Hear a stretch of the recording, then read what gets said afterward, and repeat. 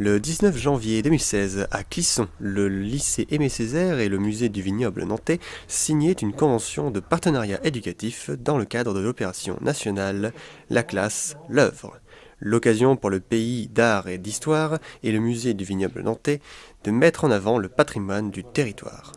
Ce partenariat, a énormément de sens pour le pays d'art et d'histoire et le musée du vignoble nantais, seul musée de France de notre territoire. C'est la rencontre entre effectivement un musée, ses collections, les savoirs aussi et les compétences qui figurent notamment humaines au sein du musée et un projet pédagogique pour le lycée Aimé Césaire, avec donc une classe constituée de 24 lycéens qui vont travailler sur un projet.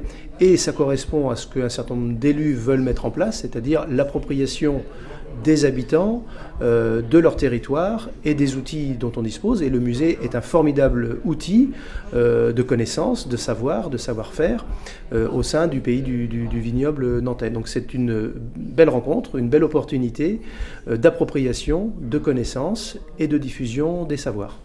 Mais quel est donc ce patrimoine mis en avant par cet échange ? Le vignoble nantais, c'est trois couleurs, le pays d'art et d'histoire, le vert, le bleu et l'orange. Ces trois couleurs déclinent l'ensemble de ce qu'est le patrimoine et la culture sur notre territoire. Un patrimoine naturel, bien sûr, un patrimoine aussi autour de l'eau, avec bien sûr la Sèvre, notamment l'axe Sèvre qui est important, et puis un patrimoine, j'allais dire, historique, illustré par Clisson, et l'architecture italianisante que tout le monde connaît. Donc cette opportunité, elle est là, elle est dans la rencontre de ce patrimoine avec des lycéens qui sont finalement les meilleurs porte-parole d'un territoire, puisque la jeunesse, c'est avant tout la soif de découverte, aussi de ses connaissances. Et donc je trouve que ce partenariat illustre bien ce point de vue.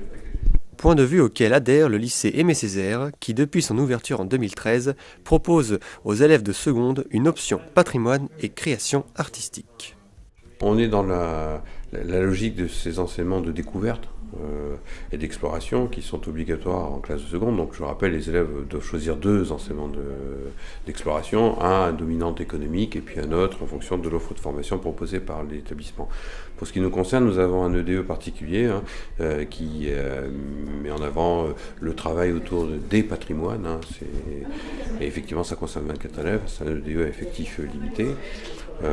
Et l'idée, c'est de faire en sorte que dans le cadre de cet enseignement de découverte, les élèves travaillent à la fois sur un domaine particulier, donc lié au patrimoine, travaillent aussi sur les techniques et supports utilisés dans ces métiers autour du patrimoine, et aussi une indication sur les orientations relatives aux filières de formation et aux métiers qui existent dans ce domaine-là.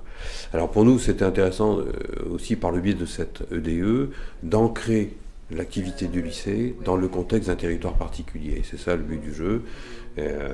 Donc M. Hervé, Fabrice Hervé, qui est professeur d'histoire-géographie chez nous et qui est en charge cet enseignement en particulier, a rapidement établi des contacts avec des entités culturelles et artistiques locales. Et ça lui a permis finalement assez rapidement de finaliser un projet avec le musée du vignoble au titre de l'expression d'un patrimoine spécifique sur notre territoire de Clisson et des environs. Les 24 élèves de seconde ont donc dû choisir entre de nombreux objets du patrimoine que propose le musée du vignoble nantais pour ensuite travailler sur ces derniers. Le but, c'est que ces objets entrent en dialogue avec les personnes ou les structures qui les ont fait vivre à un moment donné. Et l'idée qui préside à l'organisation de cet enseignement, en tout cas de cet enseignement de découverte, c'est que nos élèves puissent en fait recueillir un certain nombre de témoignages, recueillir des expériences autour de l'utilisation de ces patrimoines ou de ces objets du patrimoine. Et l'idée, c'est de les mettre, d'en réaliser une restitution sous une forme plutôt sonore, voire visuelle, qui fera l'objet d'une démonstration lors de la nuit des musées. Voilà. Les élèves ont jusqu'au 21 mai 2016 pour réaliser leur projet. D'ici là, le musée garde ses portes grandes ouvertes.